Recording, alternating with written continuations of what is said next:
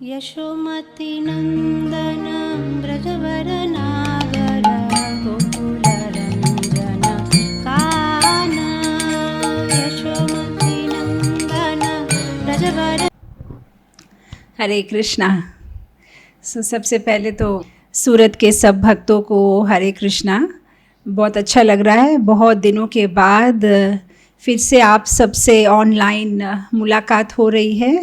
मैं आशा करती हूँ कि आप सबकी तबीयत ठीक है, स्वास्थ्य ठीक है, आप सब सुरक्षित है और एंथुजियास्टिक, आप उत्साही है, उत्साह से अपनी आध्यात्मिक यात्रा पे आगे बढ़ रहे हैं, ऐसी आशा करती हूँ।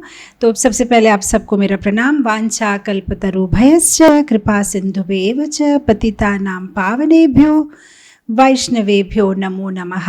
अनंत कोटि वैष्णववृंद की जय, श्रील प्रभुपाद की जय। कुछ महीनों पहले हम भगवान के 64 गुणों के बारे में चर्चा कर रहे थे और आज सुबह मुझे एक सूची भी भेजी गई है कौन से गुण हमने पूर्ण किए हैं, कौन से बाकी है। तो आज हमने जहाँ पे रोका था वहीं से शुरू करेंगे। मुझे दिया गया यहाँ पे 25 गुण, क्योंकि मुझे याद नहीं था एक्चुअली कौन से गुण आपके साथ हो गए थे। मैं रिपीट नहीं करना चाह रही थी, तो यहाँ पे मुझे लिस्ट दिया है 25 गुण कंप्लीट हो गए हैं और हम 26वें गुण से शुरू करेंगे। लेकिन शुरू करने से पहले हम ये पूरे 25 गुण एक बार पढ़ेंगे और फिर उसके कंटिन्यूएशन से जाएंगे। तो अभी तक हमने डिस्कस किया सुरम यंगा, भगवान के सुंदर रूप के बारे में। सर्वसल लक्षण युक्ता, अच्छे जो भगवान के शरीर में जो अलग अलग लक्षण।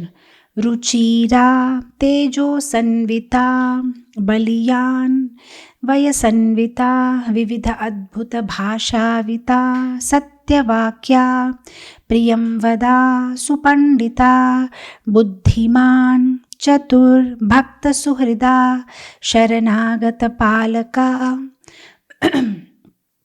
वावादुका प्रतिभाविता विदग्धा साधु संश्रया वदन्या सर्वाज्ञा दक्षा कृतज्ञा सुदृढ़व्रता विनयी प्रेमवश्या। यहाँ तक हमने ख़त्म किया। भगवान की सुंदरता, भगवान के शरीर से निकलता हुआ तेज, भगवान का बल, भगवान की उम्र, भगवान के बात करने का तरीका, भगवान की बुद्धि, भगवान जो सबको ऐसे ही मना लेते हैं अपनी प्यार भरी बातों से, और वही खुद कैसे भक्तों के प्रेम के वश है, वे कैसे विदग्ध है, कितनी सुंदर तरीके से अपने आप को भी सजाते हैं, राधा रानी को भी सजाते हैं। वे दक्ष है, एक्सपर्ट है हर चीज़ में, कृतज्ञ है।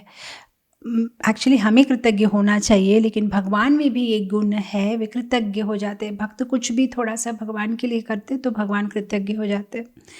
तो ये सब हमने डिस्कस किया था पिछली बार। अब आज के गुण से हम शुरू करेंगे 26वां गुण, शास्त्र चक्षु। शास्त्र चक्षु, तो भगवान में ये एक गुण है शास्त्र चक्षु।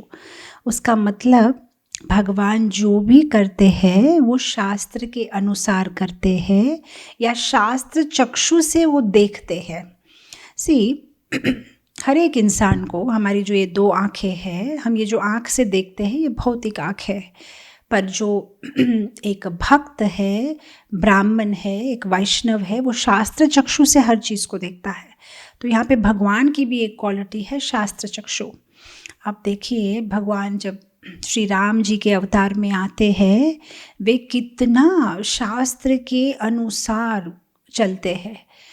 वादा जो उन्होंने प्रॉमिस किया था, उनको वचन को रखने के लिए वे वन में रहे। कैसे वे अपने पति का धर्म, राजा का धर्म, एक राजा का धर्म पालन करने के लिए वे सीता माता को भी जो है वन में भेज देते हैं। एक पुत्र का धर्म, एक पति का, पुत्र का, हर एक धर्म कितनी सुंदर तरीके से वे निभाया है। चैतन्य महाप्रभु के अवतार में भी हम देखते हैं कैसे वे अपने संन्यास धर्म, राजा प्रताप रुद्र से वो नहीं मिलते हैं। वो कहते हैं कि मैं सन्यासी हूँ, तो मुझे जो है भौतिक विषयों में निमग्न हुए लोगों से मिलना नहीं चाहिए, तो मैं राजा को नहीं मिलूँगा। वो महाराज प्रताप रुद्र से कब मिलते हैं? जब वे एक साधारण नागरिक के रूप में जब जगन्नाथ वल्लभ गार्डन में चैतन्य महाप्रभु के पैर दबाते हुए गोपी गीत गाते हैं, तो भगवान चैतन्य महाप्रभु के अवतार में भी वे कितने शास्त्र को इम्पोर्टेंट दे रहे थे कि शास्त्र के अनुसार हमारा जीवन यापन होना चाहिए। और उसी तरह से हम देखते हैं कि भगवान कृष्ण भी जब गोपियाँ आधी रात को भगवान की मुरली सुन के वहाँ आ जाती है, तो भगवान उन्हें ज्ञान देते हैं, पत्नी धर्म क्या है, आप अच्छे खानदान से अच्छे परिवार से आ रहे हैं, आपको ऐसे मध्य रात्रि को अकेले जंगल में एक अनजान लड़के से मिलने के लिए आना नहीं चाहिए, आपका धर्म क्या है, उन्हें समझाते हैं। और फिर हम देखते हैं नंद महाराज से भी भगवान जब वार्तालाप करते हैं, तो कर्म मीमांसा फिलॉसफी के अनुसार वे नंद महाराज से तर्क करते हैं गोवर्धन पूजा करने के लिए। तो उस तरह से हम देखते हैं कि हालांकि ये वेद बनाए गए हैं भगवान के द्वारा। श्रीमद् भगवद गीता के 15वें अध्याय पुरुषोत्तम योग का 15वां श्लोक क्या है? वेदेश्च सर्वम अहमेव वेद्यो वेदांतकृत वेदविद एव चाहम। भगवान के द्वारा ही वेद बने हैं, और वेदों के द्वारा जानना क्या है? भगवान को। तो खुद ही वेद बनाते हैं, खुद ही वेद के सार है, वेदों के द्वारा जानने वाला तत्व ही भगवान है, लेकिन वे खुद वेदों का पालन करते हैं। तो हम देखते हुए जो भी अवतार में आते हैं वो वेदों का पालन करते हैं, शास्त्र चक्षु। अब हम ये गुण श्रील प्रभुपाद में भी देखते हैं। ये 64 गुणों की जो हम चर्चा करेंगे, इसमें हम हर एक गुण का देखेंगे कैसे ये गुण ठाकुर जी में है, कैसे ये गुण हम श्रील प्रभुपाद में और दूसरे वैष्णव आचार्यों में देखते हैं, और कैसे ये गुण हम अपना सकते हैं। ये हमारा थीम रहेगा हर एक गुण को लेके। तो हम देखते हैं ये गुण श्रील प्रभुपाद में। श्रील प्रभुपाद हमेशा शास्त्र के अनुसार, आप अगर श्रील प्रभुपाद का कोई भी रैंडम क्लास सुन लो तो बस हमेशा वे श्लोक कोट करते हुए, शास्त्र से लेते हुए, अपनी मन मर्जी से उन्होंने कुछ नहीं बोला है। जो वैष्णव आचार्यों ने बोला है बस उसी को रिपीट किया है। इनफैक्ट जब अमेरिका में वे डॉक्टर मिश्रा के साथ रह रहे थे कुछ दिन, तो डॉक्टर मिश्रा तो एक मायावादी थे, उनका एक योगा स्टूडियो था, उन्होंने प्रभुपाद को आश्रय दिया था। तो एक दिन प्रभुपाद जी उनके साथ गाड़ी में सफ़र कर रहे थे, तो दोनों के बीच में तर्क हो गया और ये अपनी कोई मायावादी फ़िलॉसफी बता रहे हैं।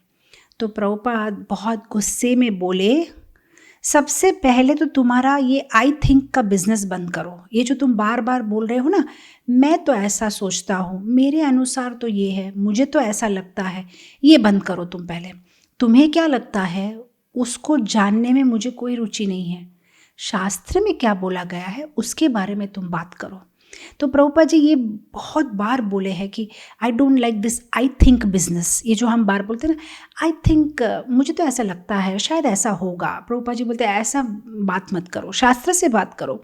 तुम्हें क्या लगता है इम्पॉर्टेंट नहीं है, तुम कौन हो, तुम्हें क्या लगेगा, हम क्यों सुने, तुम्हें क्या लगता है, तुम क्या समझते हो, शास्त्र क्या बोलता है उसके बारे में बात करो।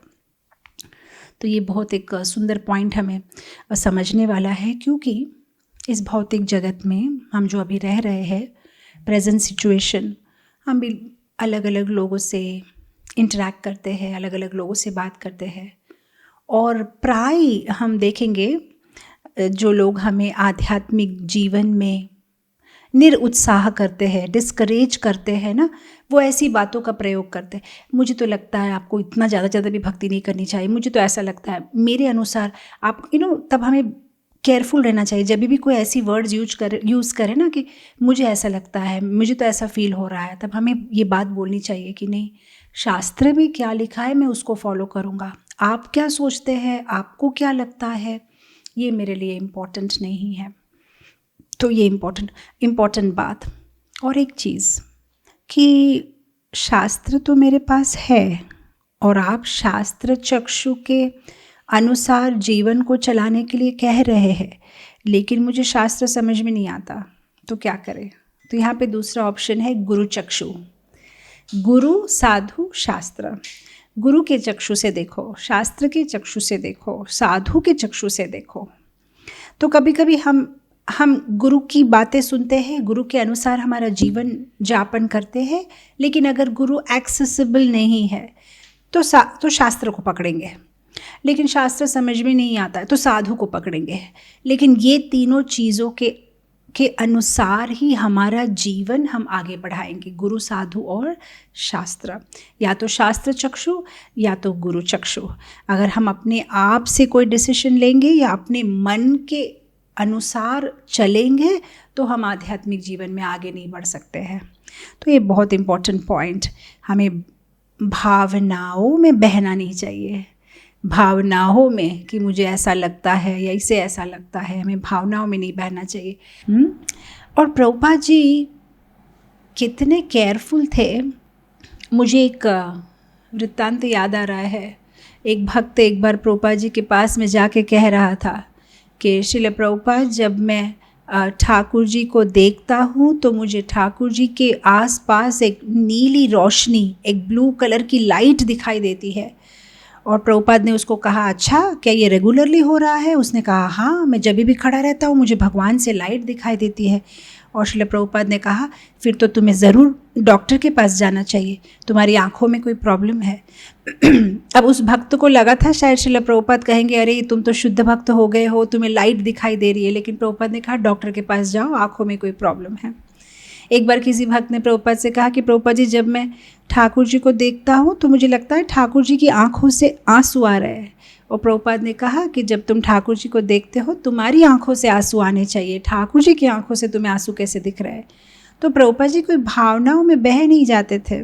शास्त्र चक्षु, शास्त्र के अनुसार हमें विधि भक्ति, हमें जो करना है, क्या करना है, हमारी माला करना, हमारे जो 4 नियम का पालन करना, बस ये है भक्ति। ऐसी कोई भावना नहीं बस खड़े लगे, हम रोने लगे, नीचे गिर गए, हम महान भक्त बन गए। तो तुम्हारा बिहेवियर क्या है वो देखते थे। क्या तुम शास्त्र के अनुसार चल रहे हो? क्या तुम नियमों का पालन कर रहे हो? ये बहुत इम्पॉर्टेंट है। ऐसा नहीं बस ऐवे ही कुछ कर लिया, ऐसे तो कोई नियम, ऐसा मैं बहुत बार देखती हूँ। जैसे कोई ना कोई भक्त ना कोई व्हाट्सएप भेजेगा, वृंदावन में थे हम, प्रभुपाद समाधि के पास खड़ा था, मुझे ऐसे लगा कि कृष्ण यहाँ से गुजर रहे हैं। बट आप देखो तो ना माला करते हैं वो भक्त, ना अभी तक दीक्षा है, कभी कंठी पहनी तो कभी किसी की शादी में कंठी निकाल दी, कोई सीरियसनेस नहीं है, लेकिन बोलते हमें कृष्ण दिखाई। तो हमें ऐसी बातों में विश्वास नहीं करना चाहिए। शास्त्र चक्षु, शास्त्र के अनुसार क्या है, हमें 4 नियम का पालन करना, जप करना, साधना करना, भागवत पढ़ना, बस इसके अनुसार हमारा जीवन को हमें आगे बढ़ाना चाहिए। तो 26th क्वालिटी शास्त्र चक्षु। हम नेक्स्ट क्वालिटी में चले जाएंगे। शुचि, प्योर, पवित्र। भगवान का और एक गुण है शुचि, भगवान पवित्र है। रूप गोस्वामी बहुत सुंदर एक्सप्लेनेशन देते हैं भक्ति रसामृत सिंधु में। वे कहते हैं पवित्रता भगवान की 2 तरीके से हम समझ सकते हैं। एक, भगवान बहुत पवित्र है और वे कुछ भी अपवित्र नहीं कर सकते हैं। दूसरा, भगवान इतने पवित्र है कि जो भगवान के संपर्क में आते हैं वो भी पवित्र हो जाते हैं। तो ये है भगवान की पवित्रता। अच्छा, तो भगवान अपवित्र काम नहीं करते और जो उनके संपर्क में आते हैं वो पवित्र हो जाते हैं। ओके, तो हम कैसे आए भगवान के संपर्क में? तो उसके लिए भी रूप गोस्वामी बहुत सुंदर डिटेल एक्सप्लेनेशन देते हैं। कैसे आए हम भगवान के संपर्क में, भगवान को कैसे हम टच करें? तो वे कहते हैं भगवान के नाम, रूप, कथा, धाम, ये सब एक्सप्लेन करते हैं कि भगवान के नाम से हम जब भगवान का नाम लेते हैं तो हम भगवान के संपर्क में आ रहे हैं, और जब हम भगवान के संपर्क में आते हैं तो हम भी पवित्र हो जाते हैं। तो प्रूफ ऑफ दिस, इसका प्रूफ क्या है? तो श्रीमद् भागवतम 6 स्कंद, अजामिल का वृत्तांत। अजामिल ने कितने पाप किए थे, लेकिन जब वो भगवान के नाम के संपर्क में आए तो सारे पापों से मुक्त हुए और उन्हें भगवान के धाम जाने का अवसर मिला। तो भगवान के नाम के संपर्क में जो आते हैं वो पवित्र हो जाते हैं। शास्त्र में कहा गया है ना कि भगवान का नाम में इतनी शक्ति है, केवल कोई राम, पूरा शब्द राम भी नहीं, केवल कोई रा जब बोलता है और रा बोलने के लिए जब मुंह खोलता है तो सारे पाप भी बाहर चले जाते हैं। और माँ बोलने का रीज़न यही है कि माँ बोलने से जब दोनों होठ बंद हो जाते हैं तो जो बाहर निकले हुए पाप है वो वापस अंदर ना आए, लेकिन केवल रा से एक्चुअली काम चल जाता है। मैंने कहीं पढ़ा था कि ठाकुर जी को राधा रानी के नाम से इतना प्यार है कि केवल कोई रा कहता है तो ठाकुर जी उनके पीछे पीछे चले जाते हैं, और अगर किसी ने बोल दिया राधा तो फिर क्या कहने, ठाकुर जी उनके सेवक बन जाते हैं, उनके पीछे पीछे चले जाते हैं। तो भगवान के नाम के संपर्क में जब हम आते हैं हम पवित्र हो जाते हैं। भगवान का नाम लेना या भगवान का नाम लेने का अवसर मिलना ये बहुत ही रेयर है। शास्त्र में कहा गया है कि अगर किसी ने कोटि कोटि पुण्य नदियों में स्नान किया है, अगर किसी ने बहुत सारे कोटि कोटि यज्ञ किए हैं, बहुत सालों सालों तक तपस्या की है, बहुत सालों सालों तक पुण्य कमाए हैं, तब जाके उसको भगवान के नाम लेने का अवसर मिलेगा। अब इमेजिन हम तो बस ऐसे ही हरे कृष्णा बोल लेते हैं और हमें उतना कोई बड़ी बात भी नहीं लगती उसमें, ठीक है आज 8 माला किया बाकी का कल कर लेंगे, हमें कोई उसमें इतना ग्रेटनेस नहीं लगता। ठीक है क्या है वो कि हरे कृष्णा कृष्ण कृष्ण हरे हरे, हरे राम राम राम हरे हरे। लेकिन शास्त्र में बोलते हैं अगर किसी ने ये नाम बोला मतलब कितना पुण्य किया है, तब जाके उसे अवसर मिलता है। और मैं समझती हूँ लॉजिकली भी ये ठीक बैठता है। आप विचार करके देखिए, हज़ारों लाखों करोड़ों की आबादी, मतलब ऑल ओवर वर्ल्ड का अगर आप पॉपुलेशन देखो, कितने लोग, कितने परसेंटेज लोगों को ये अवकाश मिलता है कि वे भगवान का नाम ले सकते हैं। हम 1% भी नहीं, 1% भी नहीं, पूरी दुनिया का पॉपुलेशन भी आप देखो तो 1% लोगों को भी ये चांस नहीं मिलता है। इनफैक्ट मैं तो कहीं पढ़ रही थी कि चाइनीज़ लोग, आई थिंक सो, वे रा नहीं बोल पाते। जैसे हम बोलते हैं ना कृष्णा, रामा, वे रा नहीं बोल पाते, वे ला बोलते हैं। तो हमारे जो चाइनीज़ भक्त लोग जब भी करते हैं तो लामा लामा, कृष्णा नहीं बोल पाते ना, कृष्णा कृष्णा। तो इमेजिन करिए कितने हमारे पुण्य है कि हम आज स्वच्छ भाव से भगवान के नाम ले पाते हैं, लेकिन हम उसे कितना इजीली लेते हैं। तो भगवान का नाम लेने का अवकाश मिलना भी बहुत बड़ी बात है। तो रूप गोस्वामी यहाँ पे कहते हैं कि जो भगवान के नाम के संपर्क में आता है वो पवित्र हो जाता है। ऑफ कोर्स जब भी ये नाम लेने की बात आती है तो भक्तों का अक्सर यही क्वेश्चन होता है कि नाम तो ले रहे हैं लेकिन मन नाम में नहीं है, तो क्या ये चलेगा? हमें समझ में आता है कि हाँ ठीक है, जप करना बहुत, ये हमारा बहुत सौभाग्य है कि हमें जप करने का अवसर मिल रहा है, लेकिन मन नहीं लगता, तो क्या ये ठीक है? क्योंकि वो हमें याद है, मैं भी जब 10th में थी ना तो कबीरदास के वो दोहे थे, उसमें बोलते थे कि क्या फ़ायदा है ऐसी माला करने का जब आपका मन कहीं और है। बट शास्त्र में कहते हैं कि मन कहाँ भी हो, जप करते रहो, धीरे धीरे मन लग जाएगा। एक्चुअली हम लोग जो ये सोचते हैं ना कि मैं जप तो कर रहा हूँ लेकिन यांत्रिक भाव से हो रहा है, मेरा मन कहीं और है। एक्चुअली ऐसा होता नहीं है। एक्चुअली जब आप जप करते हो आपका मन उधर ही है। जब मन कहीं और जाता है ना तो जप रुक जाता है, लेकिन एक साइड से जप हो रहा है, एक साइड से मन कहीं और, वो होता ही नहीं है। क्यों? क्योंकि हमारी सेंसेस इतनी स्मार्ट नहीं है कि साइमल्टेनियसली एक साथ में 2 काम कर सके। हमारी जो इंद्रिय है वे मन के अनुसार ही चलती है। मैं एक एग्जांपल देती हूँ।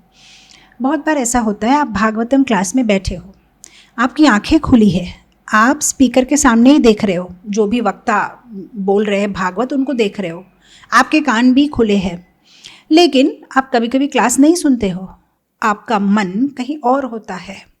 और फिर जब सब हंसने लगते हैं तब आपको लगता है सब हंस रहे, शायद कोई जोक हुआ, अरे मेरा मन तो घर में था।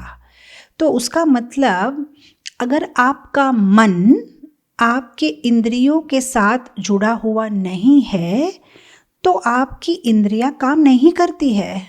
जैसे अगर आप देखो, कोई पैसे की गड्डी गिन रहा है, पैसा काउंट कर रहा है और आपने कुछ बोल दिया, वो आपका बात सुन रहा है, कान खुला है, आपकी तरफ देख भी रहा है, लेकिन लास्ट नोट काउंट करके बोलेगा क्या बोल रहे थे, सुना नहीं, मैं काउंट कर रहा था, क्या था, क्या कुछ बोल रहे थे ना, अरे तुम सुना, मैंने बोला, लेकिन नहीं, मन कहाँ था, पैसे की गड्डी पे, तो इसीलिए सुनाई नहीं दिया। कभी कभी आप देखो, आप कुछ विचार में हो, कोई यहाँ से पास होके चला गया, आपको कोई पूछेगा माता जी देखा क्या कोई गया, अरे मैंने देखा नहीं, मेरा मन, उसका मतलब आपका मन अगर इंद्रियों के साथ हो तभी इंद्रियां काम करेगी, नहीं तो इंद्रियां दिखाई देती है, आँख खुली है, कान खुले है, नाक, लेकिन हम कुछ काम नहीं करता है। उसका मतलब जब मन साथ में हो तभी इंद्रियां चलती है। उसका मतलब जब मैं हरे कृष्णा कृष्णा कृष्णा हरे हरे, हरे राम राम राम हरे हरे बोल रही हूँ, मतलब मेरा मन मेरे साथ ही है।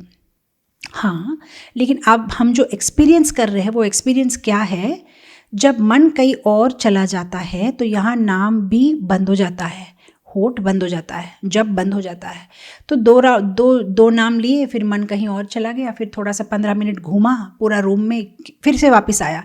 जब वापस आता है तब हम फिर थर्ड नाम, फिर फोर्थ नाम, तो ये है हमारा। लेकिन जब करते हैं तब मन हमारे पास ही है, लेकिन मन कहीं और चला जाता है तब जब भी बंद हो जाता है, होठ भी बंद हो जाते हैं, क्योंकि हमारी सेंसेस इतनी पावरफुल है ही नहीं कि साइमल्टेनियसली 2 काम कर सके, मन भी कहीं और हो, चांटिंग भी चलता रहे, ऐसा हम नहीं कर सकते। Anyway, all said and done, अगर आपको ये विश्वास है कि नहीं माता जी मेरा तो मन जाता है, चांटिंग चलता है लेकिन मन कहीं और जाता है, फिर भी कोई बात नहीं है। परम पूज्य राधा गोविंद स्वामी महाराज का ये एग्जाम्पल मुझे बहुत अच्छा लगता है, जब वो कहते हैं ना कि जैसे नाइट का वॉचमैन जो होता है, चौकीदार, वो पूरा रात चिल्लाता है झांकते रहो, और फिर महीने के एंड में हम उसको सैलरी देते हैं। लेकिन हम कभी उसको ये नहीं कहते कि ठीक है तुम जागे हुए थे लेकिन तुम्हारा मन तो हमारे पास नहीं था, तुम्हारा मन तो रोज़ रात को अपने बीवी के पास, बच्चों के पास था, तुम सोच रहे थे वो लोग घर में है, टीवी देख रहे होंगे, खाना खा लिया होगा, बच्चे सो गए होंगे, तुम्हारे मन में तो तुम्हारी बीवी बच्चे थे, तो इसलिए हम तुम्हें पैसा नहीं देंगे। वैसा नहीं कहते हैं, पैसा तो तुम्हें मिलेगा क्योंकि तुम जाग रहे थे, तुम घूम रहे थे पूरी बिल्डिंग के आसपास, तुम विसल कर रहे थे, तुम्हारा मन कहाँ था वो हमारे लिए इम्पोर्टेंट नहीं है, तुम्हारी सैलरी तुमको मिल जाएगी। उसी तरह से अगर मन कहीं चला भी जा रहा है, लेकिन अगर हम जब कर रहे हैं तो हमारी जो सैलरी, मतलब जो ठाकुर जी की जो कृपा है वो हम पे ज़रूर होगी, तो हमें उतना चिंता नहीं करना चाहिए। हालांकि हमारा गोल तो यही है कि हमारा जब एक दिन ऐसा होना चाहिए कि हमारा मन, हमारी वाणी, सब कुछ भगवान पे केंद्र हो।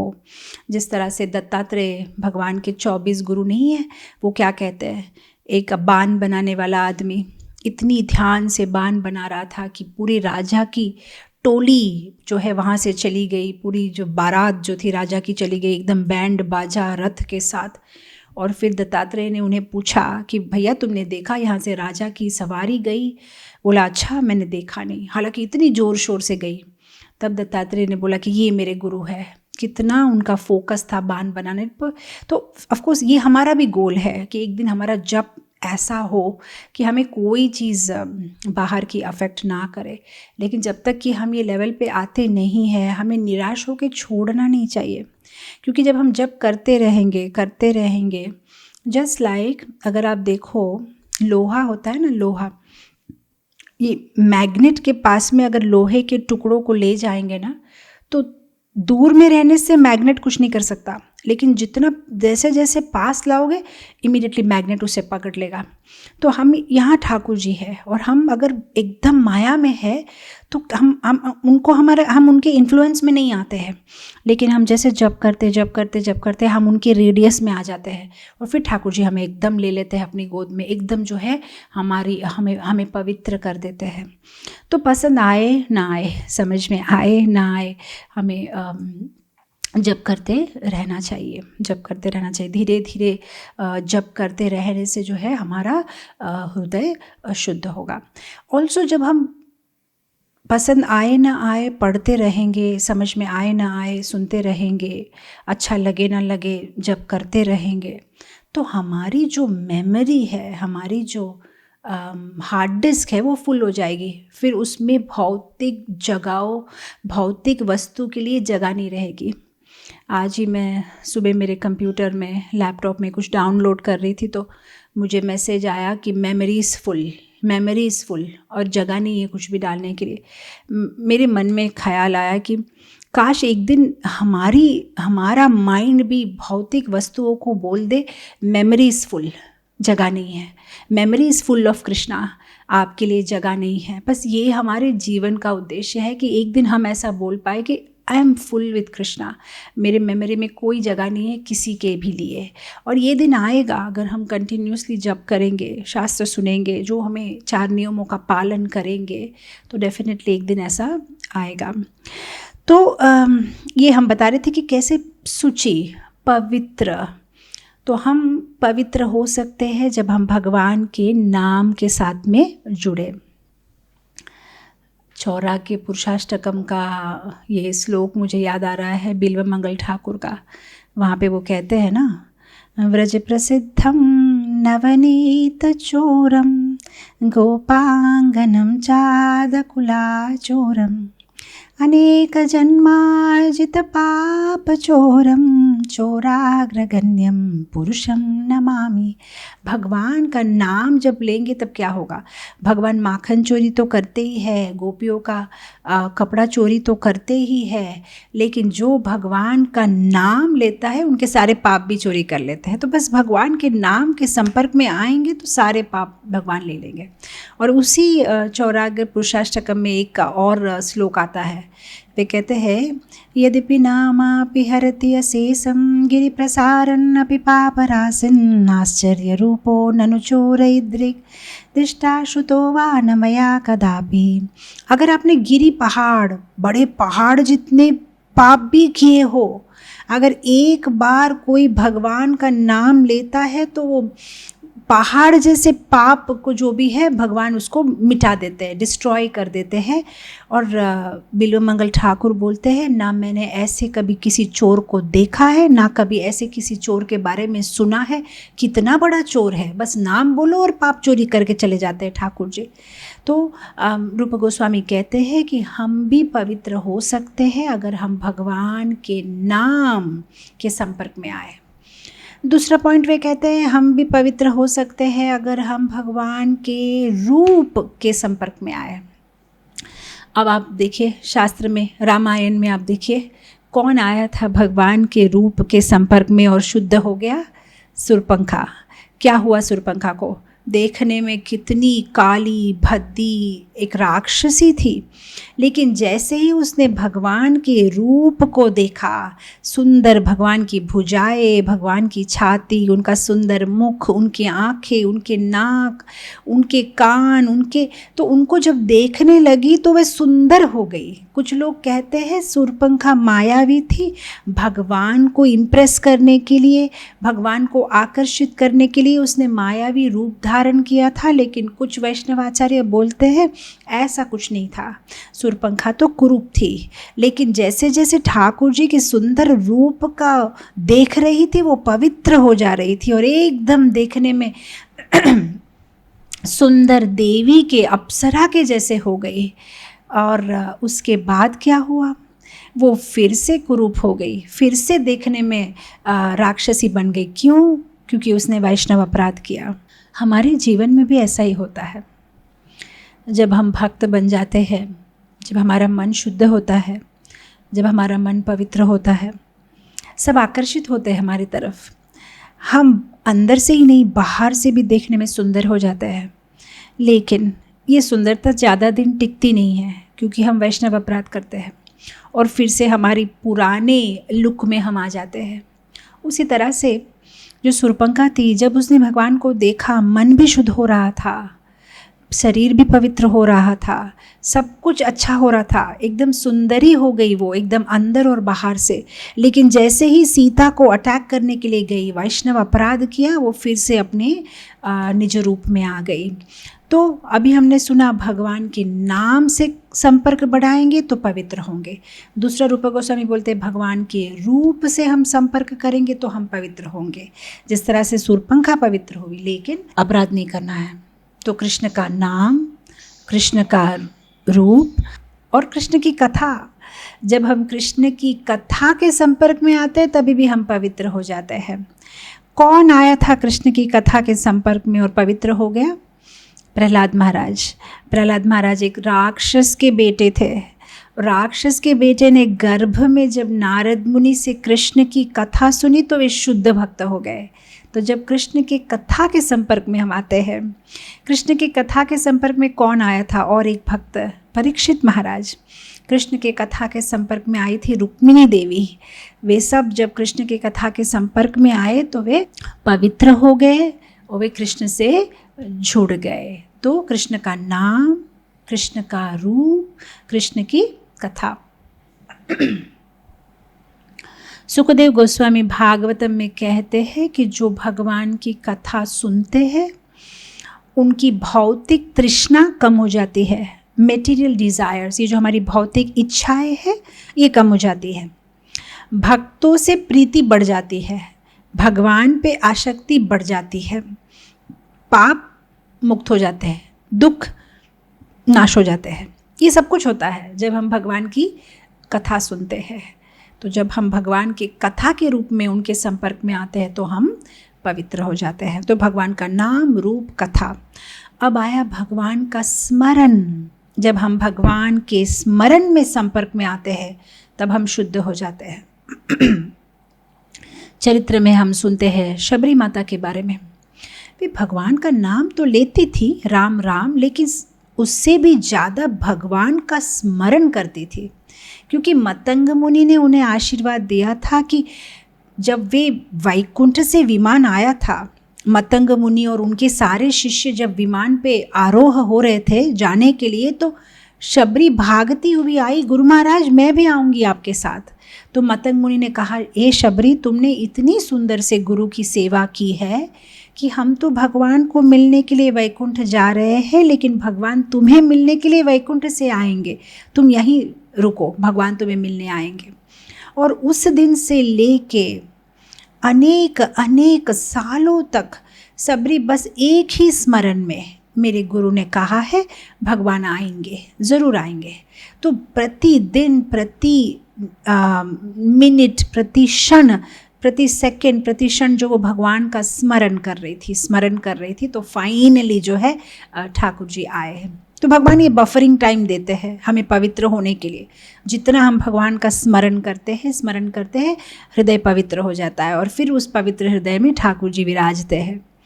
तो भगवान का नाम, भगवान का रूप, भगवान की कथा, भगवान का स्मरण, हम ये सब जब संपर्क में आते हैं तो हम पवित्र होते हैं। भगवान की सेवा, रूप गोस्वामी कहते हैं जो भगवान की सेवा के संपर्क में आते हैं वो भी पवित्र होते हैं। ये सच है। मैंने देखा बहुत बार, बहुत भक्त आते हैं मंदिर, दर्शन करते हैं, चले जाते हैं, लेकिन जो भक्त मंदिर में आके सेवा करता है वो हमेशा के लिए जुड़ जाता है भगवान के साथ। अगर कोई केवल एक अतिथि के रूप में आता है, आया, दर्शन किया, चला गया, लेकिन जब वे खुद सेवा करते हैं, मंदिर मार्जन किया, बुक डिस्ट्रीब्यूशन किया, भगवान के लिए माला बनाया, कुछ दान दिया, जब वे भगवान की सेवा करते हैं तो हमेशा के लिए भगवान के साथ में वे जुड़ जाते हैं। भौतिक जगत में भी आप किसी के घर में पार्टी में चले जाओ, ठीक है, आप गेस्ट हो, आप खाना खाया चले गए, लेकिन if you are part of the organiser, कि आप सब ऑर्गेनाइज कर रहे हो, चलो सबको बर्थडे का केक काटना है, प्लेट दो, ये करो, तो आप में एक अपनापन हो जाता है। उसी तरह से जब हम भगवान की सेवा में जुड़ जाते हैं तो हम पवित्र हो जाते हैं, भगवान हमें अपना बना लेते हैं, हम उनके हो जाते हैं, अब उनके परिवार के हो जाते हैं। तो ये एक इम्पॉर्टेंट, भगवान की सेवा।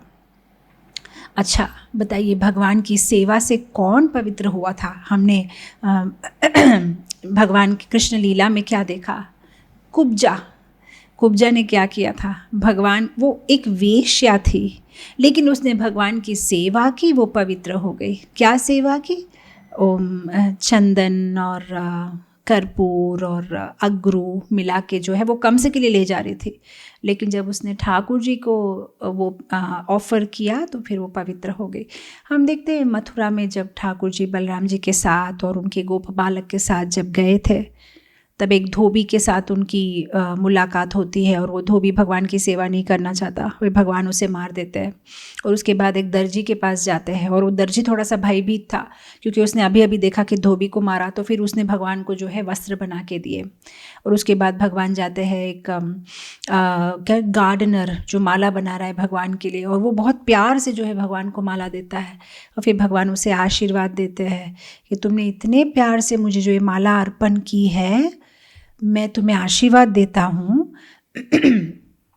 जैसे जैसे तुम्हारा परिवार बढ़ेगा वैसे वैसे तुम्हारा धन बढ़ेगा ना। इस बात की एक इम्पॉर्टेंस है क्योंकि यूजुअली ऐसा होता है, कोई कितना भी धनी हो, जब उसके परिवार बढ़ता है ना तो धन कम हो जाता है। क्यों? क्योंकि बांट देते हैं धन को बच्चों में, नाती पोते में, तो ऐसा बढ़ता रहता है परिवार, तो धन कम हो जाता है। लेकिन भगवान ने उनको आशीर्वाद दिया कि तुम्हारा परिवार जैसे जैसे बढ़ेगा धन भी बढ़ेगा।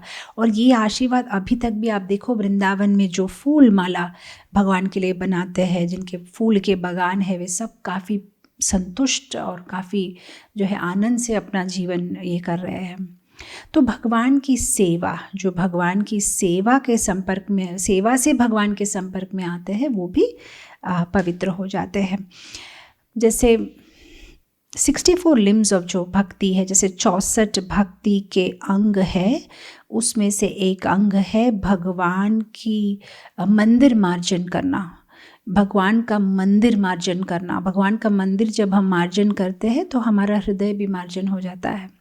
एक्चुअली हृदय मार्जन करने के लिए कई जन्मों से हम कोशिश कर रहे हैं, लेकिन हो नहीं रहा है क्योंकि हमने इतने ज़्यादा bodies, subtle body, cross body, जो हम इतने अलग अलग बॉडी में घूम रहे हैं, तो ये काफ़ी स्ट्रॉन्ग है हमारी कंडीशनिंग। लेकिन जब हम मंदिर मार्जन करते हैं तो शॉर्टकट में पूरा क्लीन हो जाता है, इतना मेहनत नहीं करनी पड़ती। तो उस तरह से जब हम भगवान की सेवा के संपर्क में आते हैं तो हम पवित्र हो जाते हैं। दूसरा, रूप गोस्वामी कहते हैं, जब हम भगवान की वाणी के संपर्क में आते हैं, जिस तरह से अर्जुन भगवान की वाणी के संपर्क में आए, भगवान ने उन्हें गीता कही, वो पवित्र हुए। जिस तरह से उद्धव भगवान के वाणी के संपर्क में आए, भगवान ने उन्हें इंस्ट्रक्शंस, स्पेशल इंस्ट्रक्शंस दिए और वे पवित्र हुए। तो हम कैसे आ सकते हैं भगवान की वाणी के संपर्क में? अगर हम भगवत गीता पढ़ते हैं, भागवतम पढ़ते हैं, तो हम भी भगवान की वाणी के संपर्क में आ रहे हैं। और जब हम भगवत गीता पढ़ते हैं, भागवतम पढ़ते हैं, तो हम भी पवित्र हो जाते हैं। फिर रूप गोस्वामी बोलते हैं कि जो भगवान के भक्तों के संपर्क में आता है वो भी पवित्र हो जाता है। तो हमने देखा कैसे ध्रुव नारद मुनि के संपर्क में आए, पवित्र हो गए। प्रहलाद महाराज नारद मुनि के संपर्क में आए, पवित्र हो गए। मृगारी नारद मुनि के संपर्क में आए, पवित्र हो गए। रत्नाकर एक चोर था, राह में चलते हुए लोगों को पकड़ के जो है सारा उनका माल लेता, चोरी करता था। और एक दिन नारद मुनि ने उन्हें कहा कि ये क्या कर रहे हो, तुम जिसके लिए ये सारे पाप कर रहे हो, वे तो तुम्हारे पाप के भागीदार भी नहीं होंगे। और रत्नाकर नारद मुनि से तर्क करता है, क्यों नहीं होंगे भागीदार? मेरे बीवी बच्चों के लिए मैं काम करता हूँ, तो ज़रूर ये सब मेरे पाप का भाग लेंगे। तो नारद मुनि ने कहा, पूछ के आ जाओ। तो कहा, मैं पागल हूँ, मुझे उल्लू समझा है, मैं पूछने जाऊँगा तो आप भाग नहीं जाएंगे? नारद मुनि ने कहा, भागूंगा नहीं, बांध के जाओ। नारद मुनि को झाड़ से बांध के रत्नाकर भाग के गए अपनी पत्नी से, बच्चों से, अपने माँ बाप से पूछने के लिए कि आप लोगों के लिए ये पाप का काम मैं करता हूँ, आपको 2 वक्त के खाने के लिए। तो जब मुझे यमराज पाप करने के लिए शिक्षा देंगे, क्या आप उसका भाग लेंगे? और सबने हाथ ऊंचा कर दिया, हम क्यों लेंगे भला? तुम पति हो, तुम्हारा काम है, तुम्हारा कर्तव्य है हमें पोषण करना, लेकिन तुम्हारे पाप के भागीदार हम नहीं होंगे। तब रत्नाकर भागा हुआ नारद मुनि के पास आता है और पैर पे गिर जाता है, आप मेरे गुरु हो, अब बताइए मुझे क्या करना है। नारद मुनि कहते हैं, भगवान का नाम लो। ये कहता है, मैं इतना पापी हूँ, मेरे मुंह से भगवान का नाम नहीं निकलता, मुझे सिर्फ इतना ही आता है, मारो, बस मारा, इसको मारा, मार मार मार, या तो मारा। तो नारद मुनि कहते हैं, ठीक है, उसी का नाम जप करो। तो कहता है, राम राम राम राम राम राम राम, बस राम राम राम आ गया उसमें और रत्नाकर बन गया वाल्मीकि। तो भगवान के भक्त के संपर्क में मृगारी, ध्रुव, प्रहलाद, रत्नाकर सब भक्त हो गए। और हमारे जीवन में हम किनके संपर्क में आए हैं? हमारे श्रील प्रभुपाद कृष्ण कृपा मूर्ति अभय चरणारविंद भक्ति वेदांत स्वामी श्रील प्रभुपाद, वो हमारे जीवन में आए और उनके संपर्क से जो है हम पवित्र हो रहे हैं, पवित्र होने की कोशिश में है। तो यहाँ पे देखते हैं रूप गोस्वामी बताते हैं भगवान का नाम, भगवान का रूप, भगवान की कथा, भगवान का स्मरण, भगवान का प्रसाद, भगवान का दिव्य मंगल स्वरूप, भगवान की वाणी, भगवान के भक्त। भक्ति विनोद ठाकुर कहते हैं अगर ये सब आपको उपलब्ध नहीं है कोई बात नहीं, किसी भी एक भक्त के पास जाके बैठ जाओ, केवल उनके थोड़े संपर्क में आने से, किसी भी कोई भक्त की सेवा करो, उनके संपर्क में आने से आप पवित्र हो जाओगे। तो इस तरह से हम देखते हैं कैसे श्रील प्रभुपाद के बारे में बात करने से मुझे तो बचपन की वो गेम याद आ जाती है, कबड्डी। जब बचपन में कबड्डी गेम खेला करते थे तो कबड्डी बोलते हुए आपको दूसरे विपक्ष में जाना है और वहाँ पे सबको छू के आ जाना है। लेकिन एक ही चीज़ है गेम का रूल, बस वो कबड्डी बोलना चाहिए, रुकना नहीं चाहिए एक बार भी, और वापस आना है। अगर वहाँ रह जाओगे सब आपको पकड़ लेंगे तो आउट। हम देखते श्रील प्रभुपाद बस ऐसे ही उस गेम में कबड्डी कहते, श्रील प्रभुपाद कृष्णा कृष्णा कृष्णा कहते हुए बस अमेरिका चले गए और सबको छू के आ गए वापस, और सबको अपने साथ लेके आ गए। एक्चुअली नाम नहीं बताऊंगी यहाँ पे, लेकिन ऐसी कई आध्यात्मिक संस्था के सन्यासी या ब्रह्मचारी ने कोशिश की थी ये कबड्डी गेम खेलने की, लेकिन वे तो हार गए। वहाँ जाने के बाद उन्होंने अपने कपड़े बदल लिए, अपना रहन सहन बदल दिया। इनफैक्ट एक सन्यासी तो प्रभुपाद जी के साथ तर्क भी कर रहे थे, कह रहे थे कि आप तो नए नए आए हो इसलिए आप ऐसे कपड़े पहन रहे हो, थोड़े दिन के बाद आप भी हमारे जैसे पैंट शर्ट पहनोगे, थोड़ा सा तो आपको पीना ही पड़ेगा क्योंकि यहाँ ठंड बहुत पड़ती है स्वामी जी, थोड़ा ब्रांडी थोड़ा कुछ पीना पड़ता है। When you are in Rome you should live like a Roman. आप जब रोम में हो तो एकदम रोमानी स्टाइल से आपको रहना पड़ेगा। तो प्रभुपाद जी क्या बदलेंगे, सबको बदल के आ गए पूरी। उन्होंने तो कोई कॉम्प्रोमाइज़ नहीं किया, लेकिन उनके जो आसपास थे सबको उन्होंने बदल दिया। तो भगवान के भक्त के संपर्क में जो मांस, गाय का मांस खाते थे, जो अभद्र स्त्री संग करते थे और जिनमें बहुत सारी बुरी आदतें थी, ऐसे लोगों को भी प्रभुपाद जी ने जो है पवित्र कर दिया। तो यहाँ पे जो बता रहे हैं कि भगवान के भक्त के संपर्क में भी अगर कोई आता है तो वो पवित्र हो जाता है। उसके बाद दूसरे गुण में चले जाएंगे। वसी माने सेल्फ कंट्रोल्ड, वसी माने संयमी, वसी माने जो स्वयं नियंत्रण कर सकता है। तो भगवान का ये एक गुण है वसी।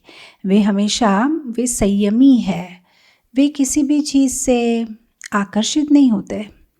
जैसे हमारे जीवन में क्या होता है, हम कोशिश करते हैं संयमी होने का, लेकिन कभी कभी भौतिक चीज़ों से आकर्षित हो जाते हैं। लेकिन ठाकुर जी में ये गुण है, वे हमेशा संयमी रहते हैं, वे किसी भी चीज़ से आकर्षित नहीं होते।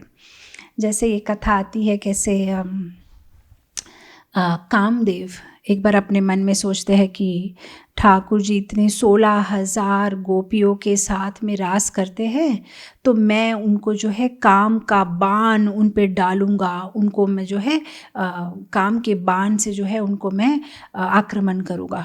तो पूरा प्रिपरेशन करके आते हैं वो, अपने जो उनके जो बाण होते हैं ना फूल के बने हुए, तो सारे बाण वाण लेके वो जहाँ रासलीला होती है वहाँ पे किसी झाड़ की शाखा में वो लेटे हुए अपने बाण को लगा के तैयार है कि जैसे ठाकुर जी आएंगे मैं बाण छोड़ूंगा। और फिर दूर से देखता है कि ठाकुर जी आ रहे हैं सब गोपियों के साथ में, और जैसे ही ठाकुर जी मतलब आ रहे हैं, दूर से दिखाई दे रहे, उनके सुंदर से हाथ पैर, उनकी मुस्कान, जो कहते हैं ना वल्लभाचार्य, अधरम मधुरम वदनम मधुरम नयनम मधुरम हसितम मधुरम, इतना मधुरता से वे हंस रहे। और जैसे ही वे पास और पास आते हैं गोपियों से बात करते हुए, और जैसे ही कामदेव उन्हें और पास से देखते हैं, और भगवान जब एकदम टर्न होके कामदेव की ओर देखते हैं तो कामदेव क्या भगवान के ऊपर बाण मारेंगे, कामदेव ही मूर्छित हो जाता है। और वो गिर जाते हैं उस शाखा से और धड़ाम करके आवाज़ आता है और गोपियाँ पूछती है कृष्ण को क्या आवाज़ आई, और कृष्ण बोलते पता नहीं, चलो तुम क्या बोल रही थी, बातें चलो चलो क्या बोल रही थी, चलो हम हमारी बातें कंटिन्यू करते हैं। और कामदेव वहाँ नीचे गिर जाते हैं। तो कामदेव के पास में एक ध्वज होता है, उसे कहते हैं मकर ध्वज, माने जो ध्वज होता है, जो फ्लैग होता है, उसके ऊपर में मकर फिश की साइन होती है। तो जिसको वो काम वश कर देते हैं वो वहाँ पे अपना ध्वज लगाते हैं कि मैं जीत गया।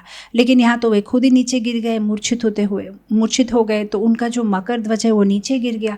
तो भगवान गोपियों से बात करते करते उनके जो ध्वज है उस पर पैर रख के चले जाते हैं। तो आप इसीलिए देखिए ठाकुर जी के जो पैरों के जो चिन्ह है उसमें से एक चिन्ह है ध्वज, एक चिन्ह है वो मकर फिश। तो उन्होंने काम को भी जो है उन्होंने डिफीट कर दिया, राइट। तो ये है वसी, सेल्फ कंट्रोल। इसीलिए तो भगवान को कहा जाता है अजीत, जिनको कोई जीत नहीं सकता, अच्युत, जिनका कभी पतन नहीं होता, ऋषिकेश, जिनकी इंद्रियों के वे मालिक है। हमारी इंद्रियों को नियंत्रण करने के लिए हमें विशेष प्रयत्न करना पड़ता है, लेकिन ठाकुर जी तो ऋषिकेश है, वे अपने इंद्रियों के मालिक है। तो ये भगवान का गुण है वसी, सेल्फ कंट्रोल। तो भगवान भक्त के वश में आते हैं, लेकिन भगवान को हमारे हृदय में रखने के लिए हमें सही टेम्परेचर भी रखना पड़ता है, नहीं तो भगवान इमीडिएटली चले जाते हैं, वे किसी से आसक्त नहीं होते। जैसे एक आइसक्रीम को अगर हमें मेंटेन करना है तो उसे फ्रिज में रखना पड़ेगा। अगर आप रेफ्रिजरेटर से, फ्रीजर से आइसक्रीम को बाहर रखोगे तो आइसक्रीम गल जाती है, मेल्ट हो जाती है। उसी तरह से हमारे हृदय का, हमारे मन का तापमान हमें मेंटेन करना पड़ता है। अगर हम तापमान मेंटेन नहीं करते, और वो तापमान क्या है, विनयी होना, अनर्थ से मुक्त होना। अगर हम विनयी नहीं है, हमारे में अच्छे गुण नहीं है, तो ठाकुर जी हमारे हृदय में नहीं रहेंगे, वो चले जाएंगे। तो हमने देखा गोपिया जो भगवान की सबसे प्रिय भक्त है, वे भी जब थोड़ा सा अभिमान दिखाती है तो रास लीला के बीच में ठाकुर जी उनको छोड़ के चले जाते हैं। जब राधा रानी भी थोड़ा सा मान प्रदर्शन करती है तो ठाकुर जी उन्हें छोड़ के चले जाते हैं। तो वे किसी के कंट्रोल में नहीं है, वसी, सेल्फ कंट्रोल। वे सिर्फ अपने आत्म नियंत्रण में है, उनको कोई अपने वश में नहीं कर सकता। तो ये है एक भगवान का एक गुण। तो ये हम देखते हैं रासलीला में कैसे भगवान गोपियों को छोड़ के, राधा रानी को, इनफैक्ट बहुत साल पहले वृंदावन में हम इस जगह में गए थे जहाँ पे ये लीला हुई थी। जब कृष्ण ये रासलीला छोड़ के चले जाते हैं, जगह का नाम है पैठा गांव, और वे ऐसा बहुत बार हुआ है। हम जो भागवत के 31 चैप्टर में जो गोपी गीत सुनते हैं, उसके अलावा भी ऐसा बहुत बार होता है कि ठाकुर जी उन्हें जो है गोपियों को के बीच में से अदृश्य हो जाना, फिर से मिलना, फिर से अदृश्य हो जाना, ये सेपरेशन, विरह और मिलन, ये होता रहता है, उनका चलता रहता है। तो एक बार ऐसा हुआ था कि वो रासलीला के बीच से चले गए और गोपियाँ उन्हें ढूंढ रही है। तो भगवान जाके कदम्ब के झाड़ पे बैठ गए। अब वहाँ पे बहुत सारे झाड़ थे, तो गोपियाँ ढूंढ रही है कहाँ है। तो कदम्ब का जो झाड़ है वो गोपियों का दोस्त है। तो कदम्ब का झाड़ थोड़ा सा हिलने लगा, बस गोपियों को हिंट दे रहा है कि मेरे ऊपर में बैठे हुए हैं। तो इमीडिएटली गोपियाँ समझ गई, अच्छा कान्हा तुम वहाँ हो, चलो नीचे उतरो। तब कृष्ण जब नीचे उतरे, वे समझ गए कि जो है मेरे साथ चीटिंग की है, कदम्ब का झाड़ हिला था, इसीलिए गोपियों को पता चल गया। तो ठाकुर जी ने गुस्से में वो झाड़ को ऐसे करके मोड़ दिया कि ठीक है तुम ओवर एक्टिंग कर रहे हो, ज़्यादा स्मार्ट एक्टिंग कर रहे हो, तुम गोपियों के साथ हो। तो उनको ऐसा घुमा दिया था। तो अभी भी आप पैठा गाँव में जाओगे तो वहाँ पर जो झाड़ है वैसे ऐसे करके मुड़े हुए हैं, सुंदर, एक देखने लायक है ये। तो उसके बाद गोपियाँ उन्हें पकड़ने की कोशिश करते हैं, लेकिन ठाकुर जी आगे चले जाते हैं, एक कुंज में जाके छुप जाते हैं। और फिर उस कुंज में ठाकुर जी एकदम 4 हैंड विष्णु फॉर्म में नारायण के रूप में खड़े हो जाते हैं। और फिर गोपियाँ जिस तरह से हम समझते हैं कृष्ण भगवान है, लेकिन गोपियों के लिए कृष्ण भगवान नहीं थे, लेकिन नारायण भगवान थे। नारायण विष्णु वे समझते हैं कि वे भगवान है। तो यहाँ पे वे देख रहे साक्षात भगवान उनके सामने है, लेकिन वे भगवान से कुछ नहीं मांगते, उनसे सिर्फ पूछते हैं कि आपने कृष्ण को देखा, कहाँ से गया, यहाँ गया कि वहाँ गया। और फिर बस ऐसा पूछ के वे निकल जाते हैं। तो मुझे लगा कि ये बहुत सुंदर बात है, क्योंकि यहाँ हम डिस्कस कर रहे हैं वसी, सेल्फ कंट्रोल, भगवान आत्मनियंत्रण, कितना संयमी है, और ये गुण हमें लाने की कोशिश करनी चाहिए, क्योंकि हम ये देखते हैं कि जो शुद्ध भक्त है उनमें भी ये गुण है, गोपियों में भी संयम है। उन्होंने भगवान विष्णु को, नारायण को देख के, अरे कितनी सुंदर बात, ठाकुर जी हमारे सामने, चलो मुझे क्या मांगना है मांग लेते हो, अब मेरे बेटे को अच्छे मार्क्स आ जाए, इस बार हमारा दूध का ईल्ड ज़्यादा हो जाए, हमारे गाय को ये बच्चा हो, ऐसा उन्होंने कुछ नहीं मांगा, उन्होंने सिर्फ पूछा कृष्ण कहाँ। तो भक्तों में ये होता है संयमी, उनको भगवान के सिवाय कुछ नहीं चाहिए।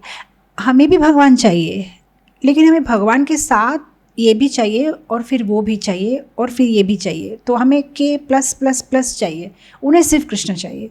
तो जिन्हें सिर्फ कृष्ण चाहिए उन्हें कृष्ण मिल जाते हैं, जिन्हें कृष्ण के साथ प्लस ये भी चाहिए प्लस वो भी चाहिए, वो पहले प्लस में बिजी हो जाते हैं। तो ये बात मुझे सुंदर लगी कि कितने संयमी थे। और ऑफकोर्स उसके बाद राधा रानी आ जाती है वहाँ पे, और जब राधा रानी वहाँ पे आती है तो कृष्ण के जो 4 हाथ है वो सारे गल जाते हैं, और वो एकदम श्याम सुंदर रूप में आ जाते हैं, और राधा रानी उनका कान पकड़ के, अच्छा ये सारे मेरे सामने नहीं चलेगा, चलो यहाँ से। तो मुझे लगा कि भगवान की जो वसी, सेल्फ कंट्रोल्ड है, ये गुण राधा रानी के सामने लेकिन काम नहीं करता। राधा रानी के सामने वो अपना पूरा सेल्फ कंट्रोल जो है छोड़ देते हैं। तो ये एक सुंदर गुण है भगवान का वसी। तो हमने अभी 2 गुण चर्चा किए, एक है प्योर, भगवान पवित्र है, वसी और शास्त्र चक्षु। अब चौथे गुण में हम आ गए स्थिर। स्थिर माने यहाँ पे ट्रांसलेशन में कहते हैं स्टेड फास्ट। भगवान स्थिर है। किस चीज़ में स्थिर है? भक्तों की रक्षा करने के गुण, करने की जो उनकी इच्छा है उसमें वे स्थिर है। मतलब कुछ भी हो जाए टस से मस नहीं होंगे, वे कैसे भी करके अपने भक्तों को वापस अपने धाम ले जाने के प्रयत्न में स्थिर रहते हैं। वो कभी भी ये नहीं सोचते कि बस हो गया, मैंने बहुत कोशिश किया, इस जीव से मैं थक चुका हूँ, अब मैं कुछ नहीं कर सकता, चलो किसी और की तरफ नहीं। वो हर एक जीव के साथ ही रहते हैं और कैसे भी करके उन्हें वापस ले जाने की कोशिश में रहते हैं। तो आप देखिए जगन्नाथ जी का रूप, हमेशा 2 हाथ ऐसे भक्तों को अपनाने के लिए, और पैर तो है ही नहीं, क्योंकि वो भगवान जो है, भगवान भक्तों के हृदय से कहीं जाना ही नहीं चाहते, इसलिए पैर तो है ही नहीं, और हाथ हमेशा खुले, और बड़ी बड़ी आंखें कि भक्त की हर एक समस्या को, और वो कहाँ भी छुपा हो उसको ठाकुर जी देख लेते हैं। तो ये एक भगवान का गुण है स्थिर। और ये गुण हम श्रील प्रभुपाद में भी देखते हैं, वे कितने स्थिर थे, दृढ़ निश्चयी थे। सुमति मुरारजी उन्हें टिकट नहीं देना चाह रही थी, वे सोच रही थी बूढ़े आदमी कहीं वहाँ जाके मर जाएंगे, ठंडी सहन कर पाएंगे कि नहीं, उन्हें अवॉइड कर रही थी। फिर भी वे सीढ़ियों पे बैठे रहे घंटों घंटों तक, जब तक सुमति मुरारजी ने उन्हें बुलाया नहीं कमरे में, और फाइनली ठीक है स्वामी जी ले लीजिए टिकट, मैं आपको और ये नहीं कर पाऊँगी। तो ये गुण हम देखते हैं भगवान में भी ये गुण है, और उनके भक्त में भी ये गुण है, और हमें भी इस गुण को अपनाने की कोशिश करनी चाहिए, भक्ति में स्थिर रहने की। ऑफ कोर्स हम कोशिश करते हैं, हम फिर गिर जाते हैं, हम फिर कोशिश करते हैं, but the whole point is हम गिरेंगे लेकिन हमें फिर उठना है। बस हम ये नहीं कह सकते कि ये पूरा गुण हम में आ जाएगा और हम पक्का स्थिर ही रहेंगे, लेकिन कोशिश कर सकते हैं। तो हम गिरने से भी हमें फिर से उठने की कोशिश करनी चाहिए। नेक्स्ट क्वालिटी दंता माने धीरज। भगवान में बहुत ज़्यादा धीरज है, बहुत ज़्यादा फोरबेयरिंग, मतलब कहते हैं ना जैसे सहनशीलता, ये सही शब्द रहेगा, सहनशीलता। अब आप कहेंगे भगवान में सहनशीलता, भगवान को क्या सहन करना है? हमें सहन करना पड़ता है इस भौतिक जगत में, कितना कुछ होता है। वो तो देवाधिदेव, वो तो सुप्रीम पर्सनैलिटी ऑफ गॉड, उन्हें क्या सहन करना पड़ता है? उन्हें भी बहुत कुछ सहन करना पड़ता है, उन्हें भक्तों को सहन करना पड़ता है। उनके भक्त जैसे ब्रह्मा अजीब से वरदान दे देते हैं, कभी हिरण्यकशिपु को कुछ वरदान दे दिया, कभी रावण को कुछ वरदान दे दिया, तो फिर ठाकुर जी को सहन करना पड़ता है। आप देखिए कालिया की लीला में, कालिया के फैन में भगवान थे, और कालिया अपने मुंह से जो है पॉइजनस, जो विषैली भाप निकाल रहा था और भगवान को एकदम कचुम्बर के जैसे ये कर रहा था, और भगवान ने सहन किया। क्यों? भगवान चाहते तो 1 मिनट में उसे मार सकते थे, लेकिन भगवान उसके शरीर को नहीं, उसके अंदर की ईर्ष्या को मारना चाहते थे, और उसके लिए भगवान ने सहन किया। तो ठाकुर जी कितना कुछ सहन करते हैं। और कभी कभी तो भक्तों की बीवियों को भगवान को टॉलरेट करना पड़ता है। मुझे याद आ रहा है तुकाराम की कथा। तुकाराम हमेशा विट्ठल विट्ठल करते थे, तो उनकी जो पत्नी है आवाली, उन्हें बहुत बुरा लगता था। तो एक दिन ऐसा हो गया कि तुकाराम के बेटे को किडनी में स्टोन्स थे, पत्थर थे, तो पेट बहुत ज़्यादा फूल गया था, खा नहीं पा रहा था कुछ। तो अक्सर गांव में ऐसा होता है ना कि वो कुएं के पास जहाँ पे वो स्त्रियाँ जाती है पानी लेने के लिए, वहाँ पे गप्पा लड़ाते हैं किसके घर में क्या हो रहा है। तो आवाली भी बता रही है अपने घर की कहानी, क्या कहे, मेरे बेटे को जो है ऐसे पत्थर हो गए हैं, खा नहीं पा रहा है, पेट फूल गया है।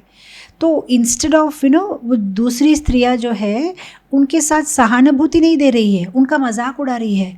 आवली, तुम्हें क्या प्रॉब्लम है? तुम्हारे घर में तो तुम्हारे ठाकुर जी खुद नौकर के जैसे काम करते हैं, तुम्हें क्या प्रॉब्लम हो सकता है? तुम्हारे ठाकुर जी सब ठीक कर देंगे, तुम्हारे पति तो बहुत बड़े भक्त होके घूम रहे हैं, सब समय विट्ठल विट्ठल करते हैं, तुम्हें क्या प्रॉब्लम है? हम जैसे साधारण लोग को समस्याएं होती है, तुम्हें क्या समस्या है?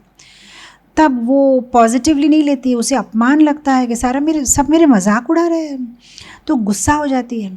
तो एकदम घर जाती है, सोचती है विट्ठल विट्ठल बहुत हो गया, क्या करते हैं विट्ठल हमारे लिए, और मेरे पति सब समय इनका नाम लेते रहते हैं। आज तो मैं इस कालिया, मतलब कालिया माने काला देखने वाला, आज तो कालिया को मैं दिखाती हूँ, मैं सबक सिखाऊंगी। तो अपने बेटा जो लेटा हुआ था बिस्तर पे, उसको एक हाथ से पकड़ा और खींचा, बोला चलो मेरे साथ, और सीधा वो घुस रही है विट्ठल रुक्मिणी मंदिर में, और दूसरे हाथ से ली चप्पल, मेरे बेटे को ठीक करोगे नहीं तो मारू चप्पल से, आज तो बस हो जाए। भगवान पे चप्पल दिखा रही है और भागती हुई लेके जा रही है अपने बेटे को। और वहाँ पे विट्ठल रुक्मिणी जो है गर्भगुड़ी में जो है खड़े हुए हैं अंदर में, ऑल्टर में, और भगवान जो है एकदम डर रहे हैं। तो रुक्मिणी देख रही कि ठाकुर जी को किसका डर लग रहा है। तो भगवान बोले दिखाई नहीं दे रहा है, देखो आवली आ रही है चप्पल लेके। और फिर रुक्मिणी जी एकदम जो है साथ ही साथ में उसको वहाँ रोकती है और उसके बेटे को ठीक कर देती है, बोलती रुको आवली, तुम्हारा बेटा ठीक हो गया। फिर पीछे मुड़ के देखती, हाँ ये तो ठीक हो गया। और बात करने लगा, माँ चलो घर भूख लगी है, और फिर वो चप्पल नीचे रख देती है और चली जाती है गुस्से से। तो भगवान को कितना सहन करना पड़ता है। आप अगर तुकाराम की लीला देखो, अरे बाप रे, कभी भगवान को चप्पल दिखाती है, तो कभी एक बार ऐसा हुआ कि ये तुकाराम जो है छोटे छोटे पहाड़ पे जाके भगवान का नाम लिया करते थे, और ये आवली जो है अपने बस बास्केट में जो है टोकरी में प्रसाद लेके जाती थी। लेकिन हर बार क्या करना, उसको पहाड़ चढ़ना पड़ेगा, फिर देखना पड़ेगा वहाँ पे अपना मतलब तुकाराम है कि नहीं, फिर नीचे उतरो, फिर दूसरा पहाड़ में जाओ, फिर नीचे उतरो। थोड़े दिन के बाद में उसको बुद्धि आ गई, मेरे पति सब समय विट्ठल विट्ठल करते हैं, जिस पहाड़ पे बैठते हैं उस पहाड़ के पत्थर में भी विट्ठल विट्ठल का आवाज़ आता है। तो नेक्स्ट टाइम से उसने क्या किया, जो भी पहाड़ चढ़ना है पहले पत्थर उठा के देखती है, विट्ठल विट्ठल आवाज़ आ रहा है, हाँ उसका मतलब मेरे पति इस पहाड़ पे है। तो एक बार एक पहाड़ पे चढ़ गई, टोकरी का में प्रसाद लेके जैसे चढ़ रही थी, पैर में कांटा लग गया। पैर में जब कांटा लग गया, आपको पता है जब कांटा लगता है ना, खुद से निकालना बहुत मुश्किल है, पेनफुल होता है, कोई और निकाल के दे तो आसान हो जाता है। अब कांटा कैसे निकाले समझ नहीं आ रहा है, देर हो जा रही है, उनको प्रसाद देना है। तब ठाकुर जी खुद आते हैं, बोलते तुम्हारे पैर दो, मैं कांटा निकाल देता हूँ। बोलते अच्छा आप कौन है? बोलते मैं वही हूँ विट्ठल, वो तुम्हारा पति जिसका नाम लेता है। अरे बाप रे, फिर तो मुझे तुम्हारा मुँह भी नहीं देखना है, मुझे तुमसे कोई मदद नहीं चाहिए, मेरे पैर छोड़ो। और ठाकुर जी उसे रिक्वेस्ट कर रहे कि नहीं कांटा निकालने दो, ऐसा क्या करती हो? नहीं मुझे आपका मुँह भी नहीं देखना है। 8 अलग अलग दिशा में अपने मुँह को घुमाती है। फाइनली ठाकुर जी बोलते देखो, तुम तुकाराम से प्यार करते हो, मैं भी तुकाराम से प्यार करता हूँ, हम दोनों के झगड़े में उसे क्यों भूखा रखे, चलो मान लेते हैं। तो फिर वो बोलती ठीक है, मैं आपके तरफ नहीं देखूंगी, ये लो निकाल लो कांटा। और फिर ठाकुर जी उसके पैरों को अपनी गोद में लेके कांटे को निकालते हैं। तो ये देखिए ठाकुर जी को कितना सहन करना पड़ता है अपने भक्तों के लिए। और एक कथा आती है तुकाराम की, कैसे वो एक बार अपनी पत्नी ने जो है अंगूठी गिरवी रख के कुछ पैसे उधार लिए थे, और उस पैसे से तुकाराम ने क्या है लाल मिर्ची खरीदी। वो 3 बस्ता लाल मिर्ची खरीद के बहुत सारे जो दूसरे व्यापारी थे उनके साथ में नौका में कोई और जगह गए थे सब बेचने के लिए। और तुकाराम तो भक्त आदमी है, तो वहाँ नदी के किनारे झाड़ के नीचे बैठ गए अपना लाल मिर्ची लेके, और फिर तराजू लेके तोल रहे हैं, सबको बेच रहे हैं। अब वहाँ पे जो आते हैं प्यार से बोलते बाबा थोड़ा सा और दे दो, थोड़ा थोड़ा मिर्ची और डाल दो। जैसे हमें आदत नहीं होती माता जी लोग को, वो सब्जी खरीदने जाएंगे तो 2 रुपये का करी पत्ता मिर्ची थोड़ा दे दो, फ्री डाल दो, तो थोड़ा सा और डाल दो। और ये बहुत प्यार से ठीक है कोई बात नहीं थोड़ा और ले लो। 2-4 लोगों के बाद में सबको समझ में आया ये तो बहुत भोला है, थोड़ा और दो बोलने से और दे देता है। पूरे गांव में बात फैल गई कि ये आदमी तो भोला भाला है। पूरा गांव आ गया मिर्ची खरीदने के लिए। कोई ज़्यादा ले रहा है, कोई कम ले रहा है, कोई बोल रहा है हमारे पास इतना ही पैसा है, कोई बोल रहा है कल देने से चलेगा, मैं कल दे दूंगी, कोई बोल रहा है हमारे पास पैसा नहीं, हमें ऐसे ही दे दोगे। तो ऐसे करते करते 2 बस्ता खाली सब उसके पास से मिर्ची लेके चले गए। और तीसरा बस्ता जैसे ही वे खोलने के लिए गए, वहाँ के जो गांव का कोई गुंडा जैसा आदमी था उसने कहा ये पूरा बस्ता मुझे दे दो, हमें ज़रूरत है, आपको बाद में हम पैसा पहुँचा देंगे। तुकाराम भक्त आदमी बोलता कोई बात नहीं लेके जाइए। अब तीनों बस्ता खाली, पैसा कुछ नहीं है। अब जब वापस जाने का समय आया तो ठाकुर जी सोच रहे अरे बाप रे क्या करे इसका, ये मेरे भक्त का क्या करे। तो फिर ठाकुर जी क्या करते हैं, तुकाराम का सेवक का वेश लेते हैं और हर एक घर में जाके दरवाज़ा खटखटाते हैं, मैं तुकाराम का सेवक हूँ, आपने मेरे सरकार से जो है ये ली है, मिर्ची ली है, पैसा दे दीजिए। बोलते अच्छा तुमको किसने भेजा? नहीं तुकाराम ने भेजा, आपने मिर्ची ली है। तो फिर बोलते हाँ लेकिन कैसे पता चलेगा हमने कितना मिर्ची ली है, क्या तुम्हें पता है? अब ये तो अंतर्यामी है। बोलता हाँ तो आपने इतनी ग्राम मिर्ची ली है। और फिर जब घर जाके डब्बा में देखते एकदम वही। और फिर ऐसे करते करते सब के पास से भगवान रास डोर टू डोर, एक घर से दूसरे घर जाके सब मिर्ची का पैसा। और फाइनली इस राउडी ये जो गुंडा है उसके घर में आते हैं, बोलते तुमने 1 बस्ता मिर्ची ली है, पैसा दे दो। ये बोलते हैं नहीं दूंगा, जाओ क्या करोगे कर लो। अब ठाकुर जी सोचते अब करे तो क्या करें। और ठाकुर जी एक रस्सी लेते हैं, बोलते देखो अगर तुम मुझे पैसा नहीं दोगे और मैं खाली हाथ वापस जाऊंगा तो तुम्हें पता नहीं मेरे जो मालिक है वो बहुत क्रूर है, मारेंगे मुझे, तो उनके हाथ से मैं क्यों मरूं, मैं खुद ही मर जाता हूँ। ये लो मैं अभी फांसी ले लेता हूँ तुम्हारे सामने, अगर तुम पैसा नहीं दोगे तो मैं फांसी ले लूँगा। अब ये गुंडा आदमी सोचता है लेकिन वो तो बहुत भला आदमी लगता था, इतना क्रूर है, तुम्हें मारेगा? बोला हाँ बहुत मारेगा, बिना पैसा जाऊंगा तो मैं अभी फांसी ले लूँगा। जब ये चिल्लाना शुरू करते भगवान तो गांव के सारे लोग जमा हो जाते, बोलते अरे अरे अरे पैसा दे दो, बेचारा फांसी ले रहा है, ऐसा क्यों कर रहे हो। और फाइनली वो जो गुंडा बदमाश था वो भी पैसा दे देता है। और फिर वो सारा पैसा जमा करके एक भले आदमी को कहता है आप जो है मेरे बॉस को देख के आओ, मैं और 2-4 काम निपटा के आता हूँ। और फिर वो आदमी जो जाके तुकाराम को बोलता है ये लो पैसा। तो ये किस चीज़ का पैसा? बोलता अभी तो आपने तो भेजा था आपके सेवक को सबसे पैसा लेने के लिए, ये लीजिए पैसा। तुकाराम सोचता है मेरा कौन भला सेवक है, मैंने किसको भेजा। और फिर ये गांव का जो आदमी है बोलता है अरे तुम एक्टिंग बहुत भूले होने की करते हो, लेकिन तुम्हारा सेवक तो बड़ा बदमाश है, सबसे पैसा लिया, ये लो तुम्हारा पैसा, मैं चलता हूँ। तो ठाकुर जी फोरबेयरिंग, पेशेंस, या ये गुण भगवान में कितना उनको सहन करना पड़ता है। और हम जैसे भक्तों को भी तो भगवान को सहन करना पड़ता है। इतने जन्मों से हमारी आत्मा एक शरीर से दूसरा शरीर, एक शरीर से दूसरा शरीर, फिर भी हम थकते नहीं और हम बोलते नहीं ठीक है बस डन ठाकुर जी, अब इस बार हम आएंगे आपके पास, इस बार हम और यहाँ वहाँ नहीं भटकेंगे। वो क्या है वो गाना, भजन है ना, अब की बार पार करो नंद के दुलारे, हे गोविंद राखो शरण अब तो जीवन हारे। नेटफ्लिक्स में नया मूवी आया क्या? हम बाद में भजन करेंगे। कौन सा मूवी है? ये हमारा प्रॉब्लम है। भजन कर ठाकुर जी भी थक जाते कि इसका, अभी तो सीरियस था, अभी तो भजन कर रहा था, अभी फिर चलो शुरू हो गया। ये प्रॉब्लम है हमारा। तो सहन कर रहे हैं ना ठाकुर जी हमें, फिर भी सहन कर रहे हैं, फिर भी स्माइल करते हैं, ठीक है कोई बात नहीं, फिर से कोशिश करो, फिर से शायद इस बार थोड़ा और सीरियस हो जाओगे। तो फोरबेयरिंग। अच्छा भगवान ने भी बहुत सहन किया। जब वे कृष्ण के रूप में आए थे, कृष्ण के अवतार में, तो संदीपन मुनि के आश्रम में गुरु पत्नी की सेवा करना, और सुदामा के साथ वे गए थे और क्या वो लकड़ियों को लाने के लिए, सो दैट गुरु पत्नी प्रसाद बना सके। ठाकुर जी ने तब ये नहीं बोला कि अपने गुरु महाराज को, एक्सक्यूज़ मी, मैं भगवान हूँ, मुझे भी जाना पड़ेगा क्या लकड़ी लाने के लिए? आप सुदामा को भेज सकते, लेकिन मैं तो भगवान हूँ। नहीं, सबको जाना पड़ेगा। हम तो भगवान नहीं हैं, फिर भी हम सोचते कि मुझे करना पड़ेगा ये। मैंने तो क्या MA किया है, BCom किया है, MEd किया है, PhD किया, ये सेवा मेरे लिए नहीं, आप किसी और को, मैं कुछ और बेटर कर हम भगवान नहीं हैं, फिर भी हमें इतना अहंकार। वे तो भगवान है, फिर भी अहंकार नहीं है, वे चले गए जैसे कहा वैसे। कभी भूखा पेट और रात भर बारिश हुई तो कुछ खाने के लिए नहीं था, फिर भी वो गुरु पत्नी की सेवा करते थे। तो फोरबेयरिंग, भगवान का ये जो एक गुण है, धीरज, सहनशीलता, सहनशीलता। तो ऐसे हम देखते हैं रूपा गोस्वामी बहुत सुंदर ये गुण हमें, ये सहनशीलता का गुण हमें अपनाना है। क्वालिटीज़ ऑफ वैष्णव में भी हम देखते हैं कि जो तितिक्षवा, करुणिका, अजात शत्रु, शांता, साधवा, साधुभूषणा, भक्त का ये क्वालिटी है कि उसे शांत, सहनशील होना चाहिए। भगवान उद्धव से भी कहते हैं 11th कैंटो में कि भक्त का जो ये गुण है कि अगर उसे कोई, I think 11.22.58 and 59 verse 11th canto 22nd chapter का ये श्लोक है।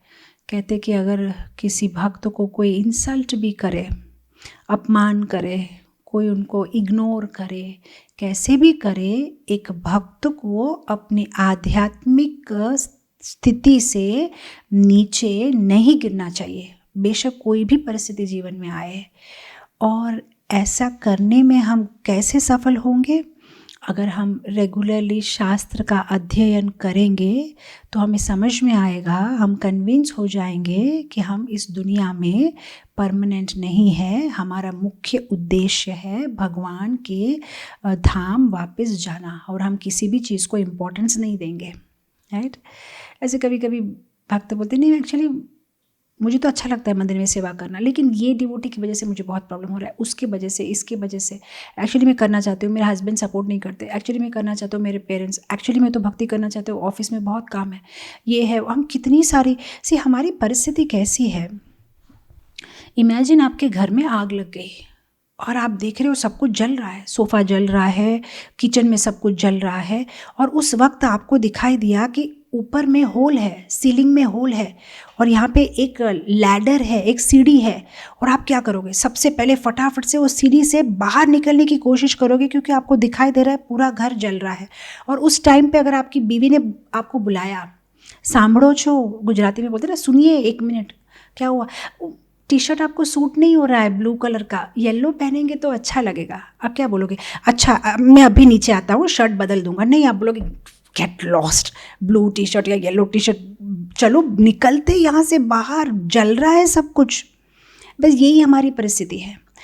दावाग्नि संसार दावा नललित लोका, यहाँ सब कुछ जल रहा है, लेकिन हम टेंशन में।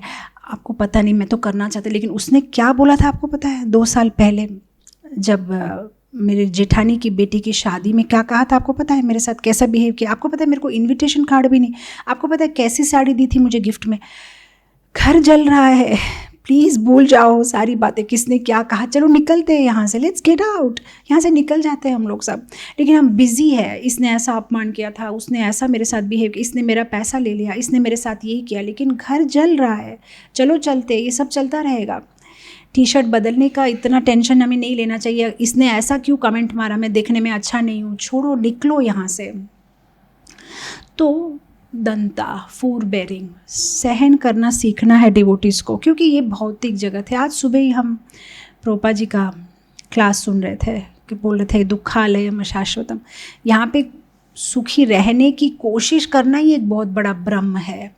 जो भी परिस्थिति हम फेस करते हैं, बस एक ही मंत्रा, माई कर्मा माई फॉल्ट, मेरे कर्म है, मेरी गलती है, ऐसा सोचो, निकलो यहाँ से बाहर। और ये सच है, ये सच है। अगर मैं आज एक दीवार के ऊपर में कोई बड़ी सी गेंद फेंकती हूँ, वो क्या होगा, बाउंस होके वो गेंद वापस मुझ पे आएगी। लेकिन जब वापस आती है तो मैं कंप्लेन करती हूँ, ये गेंद मुझ पे क्यों आती है, इस पे क्यों नहीं आती, उस पे क्यों नहीं आती। लेकिन गेंद फेंकी किसने, फेंकी मैंने है तो मेरे पे ही आएगी। मैंने जो कर्म किए हैं तो मुझे ही वापस आएगा। तो ये क्यों खुश है, मेरा नेबर क्यों खुश है, वो पड़ोसी तो ठीक है, मेरी ये लोग की फैमिली तो खुश है, मैं खुश नहीं। लेकिन गेंद तुमने फेंकी है, कर्म तुम्हारे है। होटल में जाओगे, वेटर को बोलोगे 2 प्लेट मसाला डोसा, 2 प्लेट इडली, और फिर जब वेटर लेके आता तब बोलते मसाला डोसा क्यों लाया, उत्तपम क्यों नहीं लाया। पर भैया ऑर्डर तो आपने किया था, ऑर्डर के अनुसार आया है, कर्म तो आपके है, आपने किए, उसके अनुसार फल आ रहा है। लेकिन जब फल आता है बोलता है ऐसा क्यों हो रहा है, मेरे साथ ही ऐसा क्यों हो रहा है, क्योंकि कर्म तुम्हारे हैं, किसी और के, किसी भगवान का कैलकुलेशन बहुत करेक्ट है। किसी और के किए हुए बुरे कर्म का फल तुमको नहीं देंगे, तुम्हारा किया हुआ ही तुमको देंगे। तो फिर इतना दुखी होने की क्या बात है। कभी कभी ना कुछ लोग बोलते आज का दिन ना बहुत अच्छा है, आज प्रभु को भी प्रमोशन मिल गया, काम वाली भी टाइम पे आ गई, बेटे को भी मैथ्स में अच्छे मार्क्स आ गए, आज सब कुछ मेरे साथ इतना अच्छा हो रहा है। नहीं, हाँ, सब कुछ तुम्हारे साथ इतना इसलिए अच्छा हो रहा है क्योंकि अब तुम्हारे अच्छे कर्म का उदय हुआ है, फिर बुरे कर्म का भी उदय हो सकता है। और ये setting of sun and rising of sun तो होता रहेगा, कभी सूर्य अस्त होता है, फिर कभी सूर्य उगता है। कभी कभी हमारे जीवन में अच्छे कर्म उगते हैं, फिर वो भी अस्त हो जाएंगे, क्योंकि अस्त तो होना ही है, परमानेंटली कुछ नहीं रहेगा। दिन के बाद रात, रात के बाद दिन, तो कभी अच्छा समय, उसके बाद फिर बुरा समय, और ये चलता ही रहेगा। और आज के क्लास में हम सुबह सुन रहे थे, प्रभुपाद बोल रहे थे जिस तरह से डिस्ट्रेस, क्या इस दुनिया में ऐसा कोई भी है जो कोशिश करता है कि मुझे दुख चाहिए, प्लीज़ मैं मेहनत कर रहा हूँ दुख के लिए। आप नहीं चाहते हो दुख, आप मेहनत नहीं कर रहे हो दुख के लिए, फिर भी दुख आता है। उसी तरह से सुख भी आएगा, अगर आप नहीं भी चाहो तो भी आएगा। जो आपके कर्म में है वो आएगा ही, सुख भी आएगा, वह दुख भी आएगा, आप कुछ नहीं कर सकते उसके बारे में। तो इतनी ज़्यादा स्पेशल अरेंजमेंट्स करने की ज़रूरत नहीं है, वैसे श्रील प्रभुपाद जी कह रहे थे, राइट। तो हमारे अच्छे कर्म, एक खाता है बैंक का, अच्छे कर्म किए हैं वो भी डिपॉजिट किए हैं, बुरे कर्म किए वो भी डिपॉजिट है। लेकिन जब हमारे साथ में बुरा हो रहा है, एक्चुअली हमें थोड़ा सा खुशी होना चाहिए, क्योंकि बुरा हो रहा है मतलब चेक विड्रॉ हो रहा है, चेक विड्रॉ हो रहा है, चेक विड्रॉ हो रहा है। और क्या होगा, अगर चेक विड्रॉ होगा तो खाता खत्म हो जाएगा, खाता खाली हो जाएगा। तो बस हमें तो यही चाहिए कि बुरे कर्म का खाता खाली हो जाए। उसका मतलब जब भी हमारे साथ कुछ कुछ बुरा हो रहा है मतलब खाता खाली हो रहा है, तो उतनी चिंता करने की ज़रूरत नहीं है। तो भक्त को भी ये गुण फॉर बेरिंग, दंत, ये गुण हम में लाने की कोशिश करनी ही है, क्योंकि अगर हम अनईजी है तो भक्ति नहीं कर पाएंगे। अगर हमारा दृष्टिकोण सही है, हम सरेंडर्ड है, जैसे भी परिस्थिति में भगवान रखे, ठीक है। जैसे वो मैं अक्सर ये श्लोक कहते रहती हूँ, ब्रह्मा की स्तुति 10th कैंटो के 14th चैप्टर 8वां श्लोक, तत्तेऽनुकंपा सुसमीक्षमानो भुञ्जान एवात्मकृतं विपाकं हृद्वाग्वपुभेद विदधन् नमस्ते जीवेति यो मुक्तिपदे सदाय भाग। बस तत्तेऽनुकंपा, भक्त माने तत्तेऽनुकंपा, टॉलरेट करेगा। और टॉलरेट करते करते क्या सोचेगा, भगवान की कोई गलती नहीं है इसमें, मेरे कर्म मैं सहन कर रहा हूँ। और सहन करता करता क्या करूँगा, नमस्ते भगवान को, कैसे, हृदय से, वाणी से, शरीर से नमस्कार करके पेशेंटली वेट करूँगा। ठाकुर जी आपकी दया मुझ पे ज़रूर होगी, मैं शांत, मुझे कोई जल्दी नहीं है, मैं वेट कर रहा हूँ, आप ज़रूर करेंगे। और जो ऐसा कर सकता है, ब्रह्मा कहते हैं उसको पक्का पक्का पक्का ये शरीर छोड़ने के बाद वो आपके धाम जाएगा जाएगा जाएगा। और कुछ विशेष करने की उसे ज़रूरत नहीं है। Let the time pass, patience रखो, बस बी पेशेंट। ठाकुर जी सी प्रहलाद को भी जब धक्का मार दिया था ना पहाड़ से, तो ऐसा नहीं कि ठाकुर जी साथ ही साथ आ गए थे, पहाड़ से वो गिर रहा था और वो गिर रहा था और वो गिर रहा था, और जब ऑलमोस्ट अब बस नीचे ठोकर लगने वाली है तब ठाकुर जी के दोनों हाथ आए थे और फिर ठाकुर जी ने उन्हें पकड़ लिया था। साथ ही साथ में भगवान मेरी मदद क्यों नहीं करते, ऐसा नहीं सोचना चाहिए, हमें पेशेंस रखनी चाहिए। भगवान का क्लॉक अलग है, हमारा क्लॉक अलग है, हमारी टाइमिंग्स अलग है, भगवान की टाइमिंग्स अलग है। हम भगवान के माइंड में है, उनका प्लानिंग चल रहा है, बस थोड़ा सा देर हो रहा है। वे अपने अनुसार मदद करेंगे, वो अपनी बुद्धि से अनुसार मदद करेंगे, उनका अपना प्लान है हमारे लिए। जब भगवान साथ ही साथ हमारी इच्छा पूरी करते हैं, माने भगवान हमारी श्रद्धा को बढ़ाना चाहते हैं। जब भगवान हमें देर करके कुछ देते हैं, मतलब वो हमारे धैर्य को बढ़ाना चाहते हैं। और देर करने के बाद भी भगवान नहीं देते, मतलब वो कुछ और देना चाहते हैं। उनका कोई और प्लान है हमारे लिए। वो पुराने ज़माने का वो पिक्चर नहीं था जिसमें वो विलन होता है, राजकुमार बोलता है, जानी हम मारेंगे, ज़रूर मारेंगे, लेकिन गोली भी हमारी होगी, समय भी हमारा होगा, हम डिसाइड करेंगे। उसी तरह से ठाकुर जी भी हमसे कहते हैं कि करूँगा, रक्षा ज़रूर करूँगा, लेकिन समय भी मेरा होगा, कंडीशन भी मेरी होगी, मेरे प्लान के अनुसार तुम्हारी रक्षा करूँगा, तुम्हारे प्लान के अनुसार नहीं। बस हम सोचते हैं हमारे प्लान के अनुसार रक्षा किया मतलब किया, नहीं तो ठाकुर जी ने मेरी रक्षा नहीं की। नहीं करेंगे, उनका अपना प्लान है, उनका अपना कंडीशन है, वो ज़रूर हमारी रक्षा करेंगे। और इन बातों को अगर हम याद रख सकते हैं अपने मन में, तो हम में भी ये क्वालिटी आ सकती है, फॉरबेयरिंग। और ये क्वालिटी हम देखते हैं हरिदास ठाकुर ऐसा नहीं कि पहले के 15 मिनट थोड़ा स्माइलिंग फेस रखा, बाद में उसे गुस्सा आया, ये क्या है। 22 मार्केट प्लेस में बस वही स्माइल, वही फेस, क्योंकि पूर्ण विश्वास अवश्य रक्षिबे कृष्णा। लेकिन कृष्ण की रक्षा की परिभाषा अलग है। कभी कभी वो हमारे शरीर नहीं, हमारी आत्मा की रक्षा करते हैं। लेकिन ये विश्वास, मुझे ये गुजराती भजन बहुत अच्छा लगता है। बोलते हैं, चित तो से धनी चिंता करे, कृष्ण ए करवो हुए ते करे। किसकी चिंता, क्यों इतनी सारी चिंता? कृष्ण को जो करना है वो करेंगे। And he is our well wisher, वो तो हमारे दोस्त है, वो हमें चाहते हैं, वो हमें प्रेम करते हैं। तो इतनी चिंता करने की क्या ज़रूरत है? कृष्ण हमारे लिए जो भी करेंगे हमारे अच्छे के लिए करेंगे। और इस बात का हमें विश्वास रखेंगे तो हम में भी ये क्वालिटी आ सकती है, दंत, फॉरबेयरिंग। आई थिंक बहुत ज़्यादा ही टाइम हो गया है। बहुत सारी और क्वालिटीज़ भी करने का मैंने सोचा था, लेकिन बातों में कुछ और बातों में हम चले गए। तो यहाँ मैं आज ख़त्म करूँगी, लेकिन मैं वादा करती हूँ मैं फिर आऊँगी ज़रूर आपके इस फोरम में और कंप्लीट करूँगी 64 क्वालिटी। लेकिन कब ये नहीं बता पा रही हूँ। आई थिंक हमने 25 और आज शायद 3 या 4 गुण किए, तो करेंगे धीरे धीरे। आप देखते हैं कैसे होता है। But at the same time 2-2 minute हर गुण को बता के मैं राजधानी एक्सप्रेस के जैसे भागना भी नहीं चाहती हूँ। सोचती हूँ अगर 1-1 या 2-2 गुण भी हम अगर हर क्लास में करें, लेकिन उस गुण को एकदम डीपली समझे, कैसे वो गुण भगवान में है, कैसे वो गुण दूसरे वैष्णवों में है और कैसे वो गुण हम अपने आप में ला सके, तो ये हमें काफ़ी फ़ायदा देगा। तो विद दिस मैं यहाँ ख़त्म करूँगी। Thank you so much. Sorry for stopping abruptly, लेकिन मैंने टाइम देखा नहीं, 10 बज गए। Thank you so much. Hare Krishna. जगत गुरु शिल प्रभुपाद की जय। इस्कॉन वर्तमान गुरु वृंद की जय। हरे कृष्णा।